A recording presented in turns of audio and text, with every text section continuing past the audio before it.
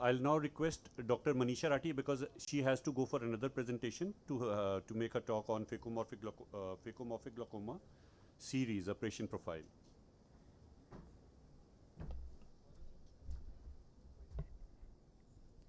Thank you so much. It is a real honor to be here with my respected teachers, colleagues, and all the people I really like in the world in ophthalmology. Thank you so much for having me here. And I had given this session, so I've tried to include all the names possible. Phacomorphic glaucoma. While we are talking about the cutting edge, vertical, Dr. Nalini, vertical. While we are talking about the cutting edge of technology and people are discussing how to go from point 8 to point 6, we still have a large group of patients, largely forgotten, who still present so late to us with vision threatening complications. So this is a series of our cases of phacomorphic glaucoma. First of all, why are we talking about this? Let's take a look at the magnitude of the problem. This is more in patients who have pseudophakia and good vision in the other eye. Although we need both eyes, but they cannot sometimes afford to come early for the other eye treatment. Incidence of lens-induced glaucoma in developing countries is almost 2.5% with a female preponderance.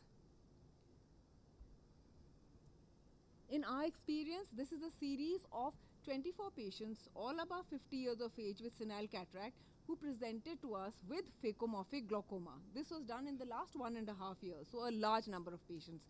A thorough comprehensive history taking, examination and workup was done of the patient.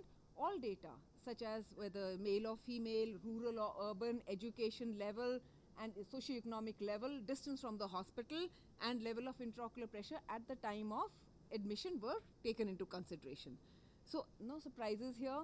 As the global data indicates, female preponderance, in our cases, a staggering 62.5% of the patients were females. Residents, and again we are a free government college and we cater to a largely rural population, so they were mainly rural patients. Education status, the large majority of them, 83%, were illiterate.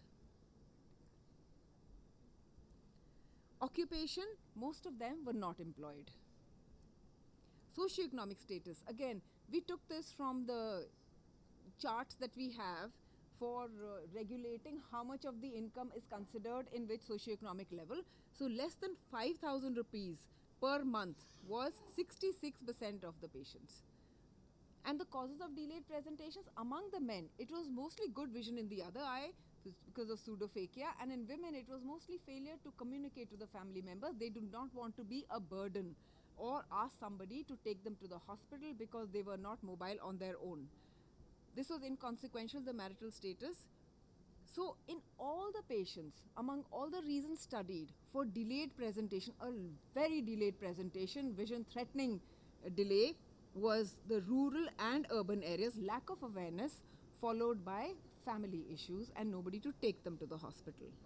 Duration at the presentation, less than 7 days was only 2 people. 7 to 14 days was the majority of the candidates, that is 33.3%. And really shockingly, more than 6 months, 3 patients came who obviously did not present. Two of them had PR inaccurate, one of them had PL negative vision. Presenting intraocular pressure, more than 40 in more than half of the patients. We were told, if the pressure is high for 5 days at this level, your optic nerve will be knocked out. But luckily, it doesn't happen to our patients because a prolonged intraocular pressure somehow either saves them, or we need to do studies on what level of intraocular pressure damages our eyes. Presenting visual acuity, as you can understand, the 3 patients who were more than 6 months old had very poor prognosis and very poor visual acuity. Now you see this in the other eye. We are getting this even now. This study is continuing now. I have 75 patients enrolled in this study, and 12 out of them, that is 50%, had pseudophakia in the other eye. So they had good vision in the other eye, and they said it's all right, I can wait for some more time. Factors contributing. These are global factors which contribute to a very late presentation. Misdiagnosed. Sometimes they have slips from dispensaries or hospitals in which they have not been diagnosed correctly. They've been told, take some medication, you have pain in your eye, and go later to the hospital. So misdiagnosis or underdiagnosis. This is from studies in other countries also. Lack of awareness. They do know that they have something that needs to be taken care of, but the magnitude of that problem or the potential risk they are not aware of. Then barriers, economic, social, and probably family issues. Fear of surgery, misconception about eye surgery. Delay in seeking treatment for cataracts is a common precursor. So this was a large study done in 452 adult glaucomatous patients for late presentation. Late presentation was considered as a CD ratio of more than 0.8 and a mean deviation in the visual fields of more than depression of more than 14 decibel in either of the eyes at first presentations.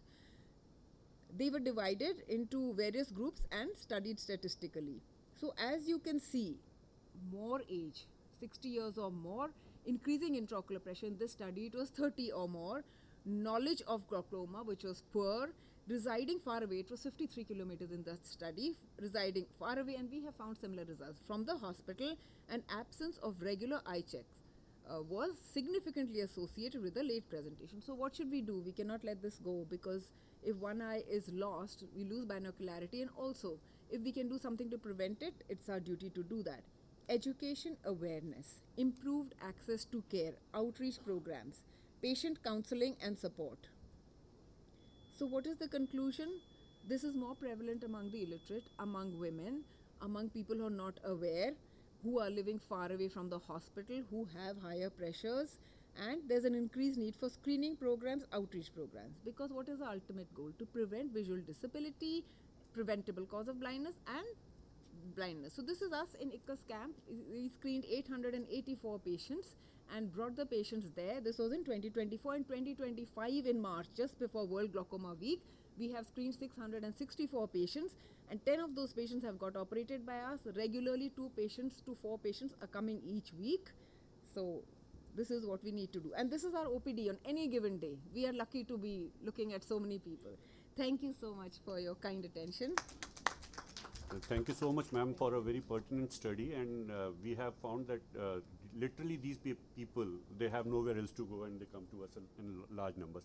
I would ask Sir Dr. Chand Singh sir to make a comment on that, please. I'm worried that in Rohtak and the catchment area, where so many ophthalmologists are there, and being a RIO, means that is the pathetic situation that so many people are unaware about these problems. That's really So we are going to the alarming. doorstep. We are going to the doorstep to provide service, and I but would now say they are it's coming. really alarming. Thank you. Thank you. It was much more, even Dr. Johan will bear me out, when we were operating ICC in 90s.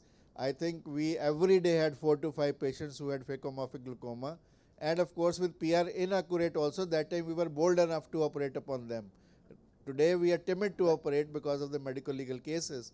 But then we operated upon them, and to my surprise and his surprise, people used to have 612, 6-9 VN despite having phacomorphic glaucoma for 3-4 days.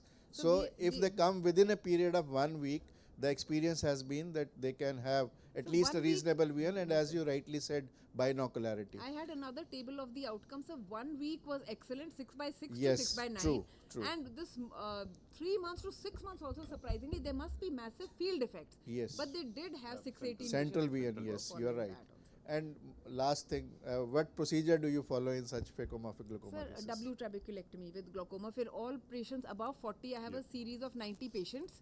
We do a W-shaped incision so that you can resect 2 by 1 millimeters of the sclera. I sent it to histopathology also, and we have had very good results. It's a very Long good term. results. I have seen the patients myself, and literally they're very well controlled over a long period of time. I think you have I think last was 10 years, 14 years of 20 years. follow. 20 follow. years I don't of know. follow. Okay.